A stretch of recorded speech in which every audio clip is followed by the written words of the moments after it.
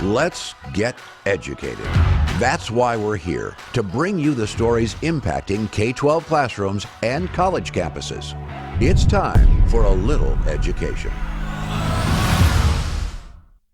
Well, welcome one, welcome all to tonight's episode. I am Katie Petrick, joined by David Fiorazzo, who's been a busy little bee over there. Busy little bee. Kicking off his first week of Worldview Matters. David, how's it been going? There it is. It's been going great, Katie. WorldviewMatters.tv. You can subscribe to that as well as Educated. And today I spoke with Trevor Loudon. The one and only Trevor Loudon. Oh, my goodness. What an expert on Marxism and the radical left. And we talked about a lot of things that are happening in our own government when it comes to communism, believe it or not.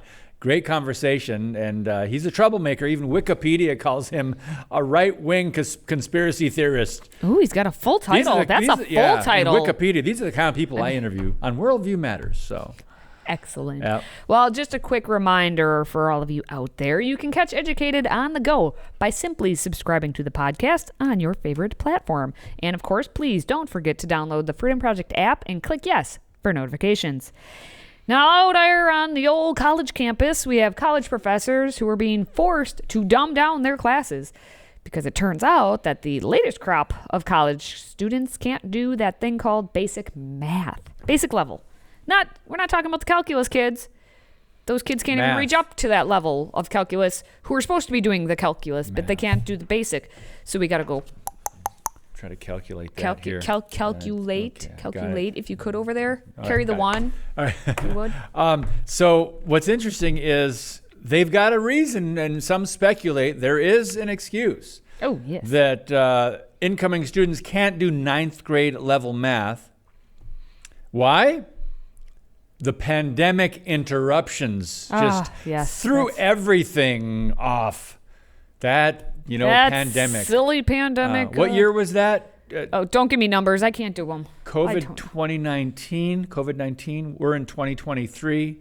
And now we've got some of the fruit of that, apparently. So multiple university professors say their students can't perform basic high school math because of the pandemic. That was the main culprit, according to this report. George Mason and Temple, these notable universities, they've seen aspiring engineering and pre-med students struggle with introductory algebra. Okay, can we just pause on that? Sure. Because what is it that these people are going to school for again, David? What did you just say? What he said was engineering and pre-med. Okay, that's reassuring. And they can't do your future doctors math. And those who are supposed to be, building the things and making sure things are safe, maybe buildings or whatnot. They can't do anything with numbers. So, Katie, when I was in high school, I can remember that far. I believe I was in what they called college prep. Ooh. Meaning I had plans to go to college. I had no idea what I wanted to do, but I was in college prep. So in this case here, many students are placed into pre-college math. So prepping you for college in the hopes that they'll gain the skills necessary to continue introductory calculus. Anyway, let's skip ahead where it says some students agree that the pandemic, it's all COVID's fault, stymied their ability to learn. And we're talking about learning basic math. Yeah, see, you can't make that argument for several more years. Because if you can't do basic math, you learn basic math when you're in elementary school. The pandemic was only a handful of years ago at this point. You should have, did you just forget as soon as pandemic hit? You lost all math knowledge up until that point, and then now you have nothing? Could it be they didn't learn it to begin with? Ooh, maybe that's what the real answer is there, David. It's not the curriculum. It's not K through 12 education in America. It's not the teachers' unions. Because, they keep getting more and more and more and more and more money, but test scores continue to drop and decline, but they just need more money. So it's not that. And it's not the hard work of students or the discipline. The pandemic. If it weren't for the pandemic, these college professors and who are apparently saying Students aren't coming in here prepared with the basic math skills. So darn that COVID. Darn that COVID. Well, and we have the 19-year-old student at George Mason, Diego Fonseca, who says, I didn't have a hands-on in-person class and the information wasn't really there. I really struggled when it came to higher level algebra because I just didn't know anything. Okay. That says, I just didn't know anything. I just didn't know anything. That just sums it up. The information wasn't really there is all on the teachers during the pandemic, but also the pandemic gave the greatest excuse for teachers to be like, go on the internet and watch tutorials. This is their opportunity to be like, so the information is there, but the students would rather watch TikTok videos of people, I don't know, dancing or whatnot, than watch an algebra lesson where they did like visually show you how to do, I don't know, fractions or whatever it may be. You can quickly Google how to do a fraction, how to add fractions, how to multiply fractions, basic math to help start building your foundation again. So the fact that we have these technically adults saying, well, it's not my fault. They didn't teach it to me. Well, Jessica Babcock is a Temple University math prof.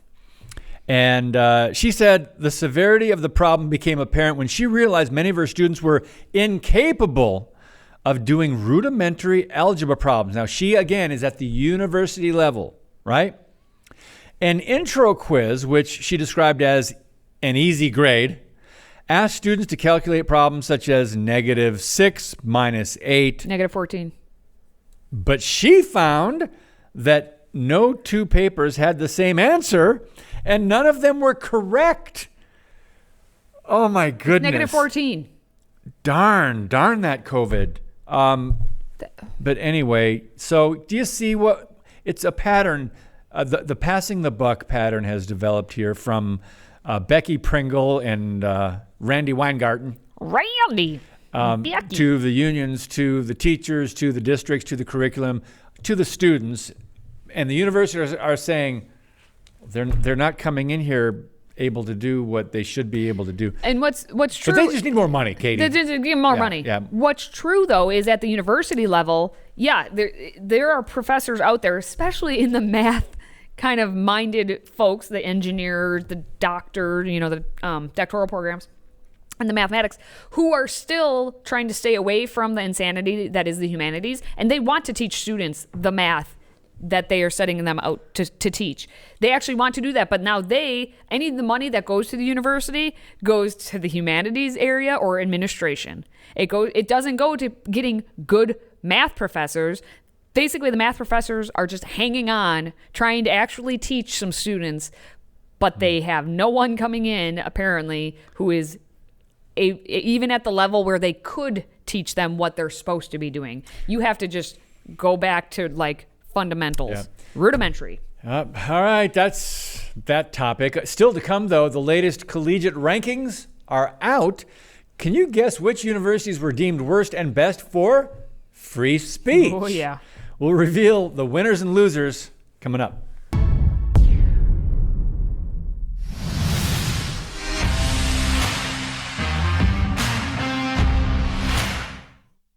So who is it?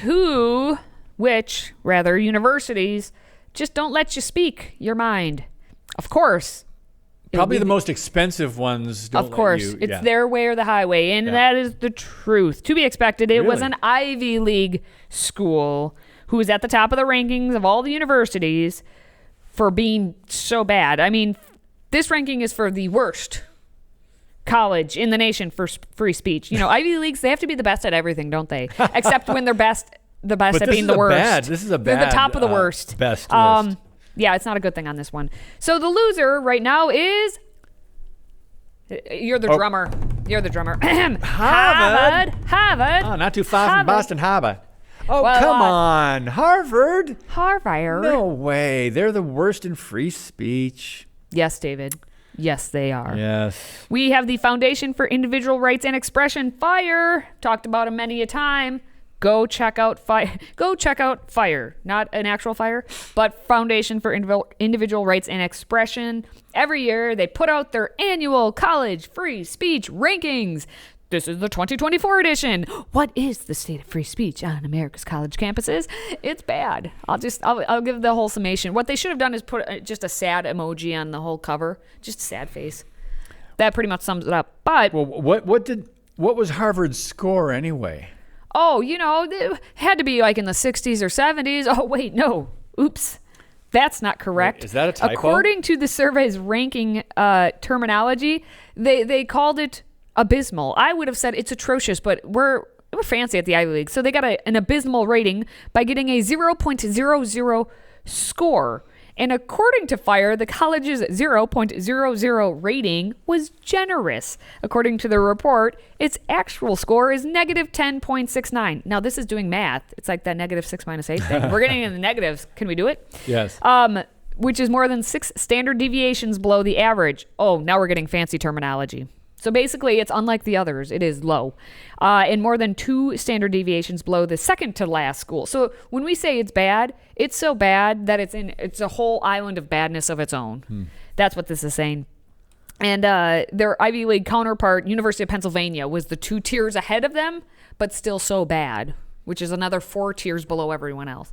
Now, the FIRE director of polling and analytics, Sean Stevens, said that he's not totally surprised. And if you've been around here for even a hot second, you shouldn't be surprised either, because it's Harvard and they like to do things where it means the hard way. Zip your lip. You're not allowed to speak. We have our way and you better get in line or get out. Wait, how would a person in Boston say, get out of here?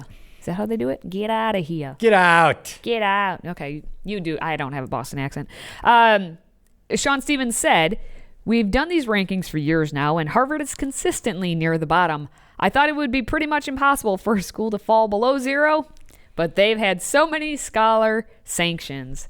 Way to go. So basically, if they had to be the top of the worst. If you're pro-life, if you're Christian, if you believe in religious freedom, if you believe there is a God, you believe in the biblical worldview, you're conservative, if you support Trump, gasp, not welcome.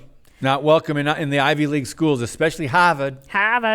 Yeah, now, but put up that those numbers, those percentages. This is really interesting. See at the very bottom, for every 1 conservative student, there are roughly 3.3 liberal students. But look at this: 26% of students at Harvard say shouting down a speaker to prevent them from speaking is never acceptable. Only 26%. Yeah. So we do the math. Oh man. Oh no, I got to do math. Okay. So. To 126 and 74. Now, wait, here, take the 50. I can do the math on that one. You can do the 50. Well, okay, so 74% were saying that, hey, yeah, shut them down. Shut them down. Shut them up. Can't even speak. Don't even open your mouth.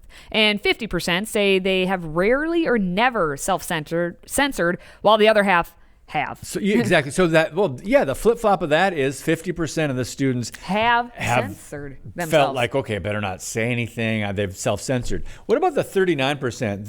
They say that they are not worried about damaging the reputation because someone misunderstands something. So that would mean the opposite of 39. Would that be 61% would be worried about? Mm-hmm. So this is quite fascinating. And obviously, as we know, Harvard is the worst of the worst of the worst. But also this University of South Carolina, Georgetown University, and Fordham University, also to go along then with University of Pennsylvania. Are there some good schools out there, Katie? Just a couple, 2, 3. There's the top ones. Topping the list is Michigan Technological University. Michigan, the UPA. Why would good job. A Michigan Technological University actually do good? Maybe it's because they're kind of focused on the task at hand, which is getting an education. And in Michigan, people are the people a little nicer there in Michigan? I think are so. More accepting of others? I think so. Overall? But the numbers, again, 52%, it's still somewhat split. So you've got 48% of the other side. So these aren't great. There's no perfection here when it comes to total free speech allowed. We're just talking about schools that are quite a bit more tolerant than Harvard, which they kind of set the bar pretty low. I was going to say, when our bar is so low that it's beneath ground. So that happens. All right. So Michigan Technological University. Yep. Auburn University did good. Auburn. Or did well. The Really? University of New Hampshire did well. Oregon State University and Florida State. And they said that each of the top 4 schools earned a good speech climate rating, while Florida State earned an above average rating. Average. Now, MTU, regarding that, Michigan Technological University, Stevens had said, I'm not necessarily surprised that a technological school has a better speech climate, primarily for the reason that they don't really talk as much about controversial topics. That's a good They're there point. to make things work as engineers, which, as we just learned, apparently is all the kids who can maybe do a little math better go there because they're focused actually on the task at hand, because at all these other universities, the kids who are want to be engineers can't even do the simple math for it. So Simple math. So that's something to discuss. One more thing. Most of when they talk about the topics, this is what you were alluding to kind of before. The report found that the topics of abortion, gender inequality, gun control, police misconduct, racial inequality, religion, sexual assault, and transgender rights were all identified by at least 1/3 of students at schools in the top 5 and at least 1/3 of students at schools in the bottom 5 as difficult to have an open and honest conversation about on campus. So Isn't that across sad? Yeah. You can't have an open and honest conversation about these moral issues and life issues at the university level if you're on campus. You can't have a respectful or an open conversation. This is where we're at today on purpose. Mm-hmm. Yep. But we like to have conversations here We do. with you. And coming up, we have a professor at Donald Trump's alma mater who's saying that since bad people get elected to higher office, we should do something so ridiculous that I just stay tuned. I'll talk about it in a moment. Today's show is sponsored by our friends at MyPillow.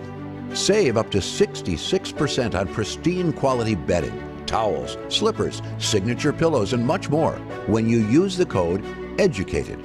That's EDUCATED. Educated. Support this show and a great American company.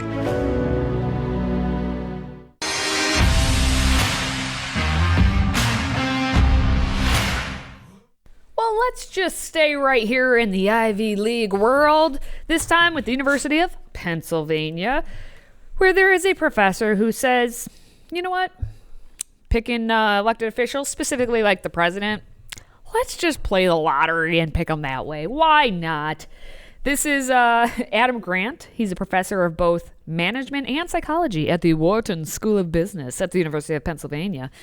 And he opined that elections favor people with the dark triad personality. Ooh. Doesn't that sound so... It is true.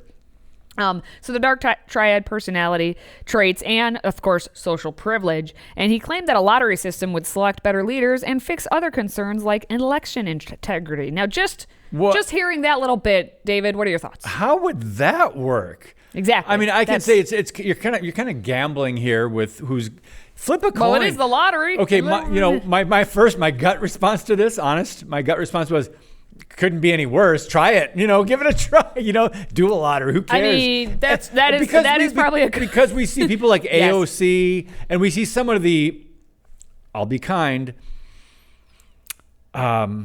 No, I'll just say there's some idiots that win elections in states across the country. All over. And here, can we be blunt? Because I think we agree. Blunt. I think we agree. Yes. We don't care what political party we're talking about right here. Both this parties. This is not one party this is just politicians. So the dark triad, for those of you who don't know, these personality traits are narcissism, Machiavellianism, and psychopathy. Huh? Or psychopathy. Psychopathy? Psychopathy, whatever. In studies of elections, that these are the traits that shine through. Do we have a lot of narcissists who run for office and who are in office currently, maybe? Yeah, we're trying to get them out. By the way, did you hear, Pelosi's going to run up she's going up for re-election? Because she's 83?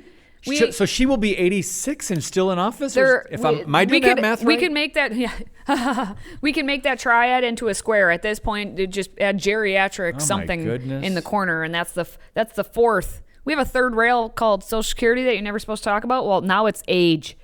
If you are over the age of 80 or have been in office for more than 4 terms, So you're thinking, Katie, there should be term limits? There maybe should be term limits. Term limits. I mean, there are some. Anyway. Term limits. Anyway, back to this idea, though. I don't agree with his premise. Correct. In his essay in the New York Slimes. Elections are bad for democracy. That's no. This guest essay. No, David, that's not a good enough title. So 12 hours later, after they put that article out, they had to change that headline that you just gave into something that's a little bit more appealing. And like, what's that? The worst people run for office. It's time for a better way. The worst people run for office. Well, look what we have in power now. Biden, Harris.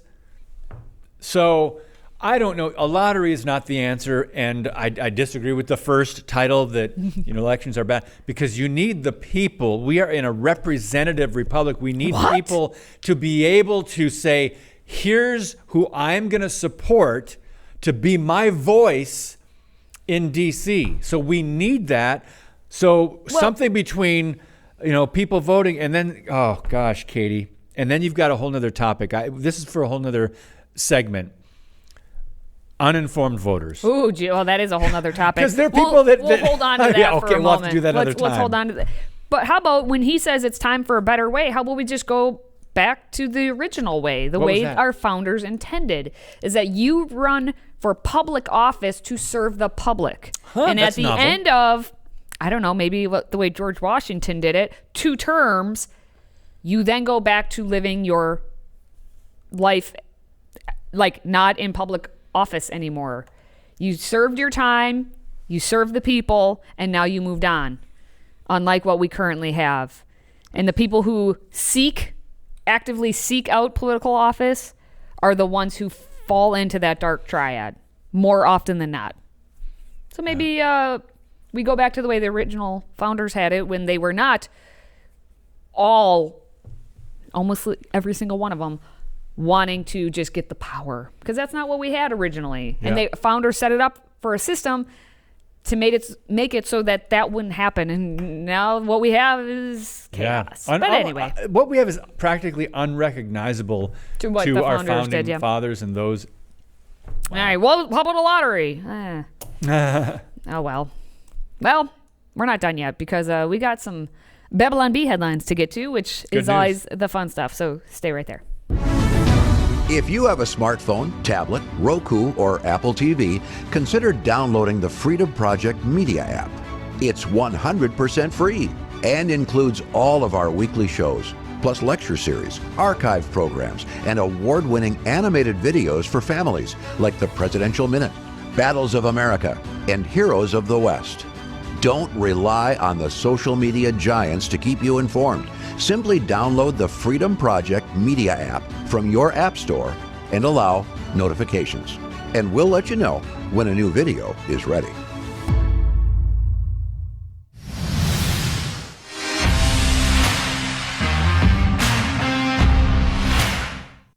All right, before we wrap up this show for the day, let's take a look at everyone's favorite satire site, the Babylon Bee.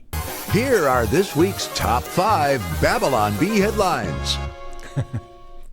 Okay, we picked our favorites. Katie has not seen them. And we're going to decide which one should be named Queen of the Hive, numero uno. Let's start with DOJ convicts Proud Boys of rioting for the wrong side. And then I like how it's got the January 6th versus Black Lives Matter Global Network Foundation riots that destroyed billions of dollars worth of property. Anyway, the next one is nation is torn between between being mad Biden never shows up for work and being glad he never shows up for work. Next, I've got COVID, says Dr. Jill Biden, hitting self on forehead with knee hammer thing. Next, no one notices as Mitch McConnell replaced by cardboard cutout. Next, Katie, you're allowed to laugh out loud. Yeah, I know. I'm just keeping it. Okay, Margaritaville orders all little umbrellas to be flown at half staff. And Katie, I know there's a couple good ones there. You sad about Margaritaville? Well, there's some nice. Jimmy Buffett had some good songs. Yeah. I mean, I don't drink alcohol, just because whatever. But still, seemed like a happy-go-lucky guy. So this is not your favorite. It's my. That was, I feel like, a nice little nod more so to Jimmy than lowering the mini umbrellas to half staff. What they should do is lower the big umbrella there for Joe Biden.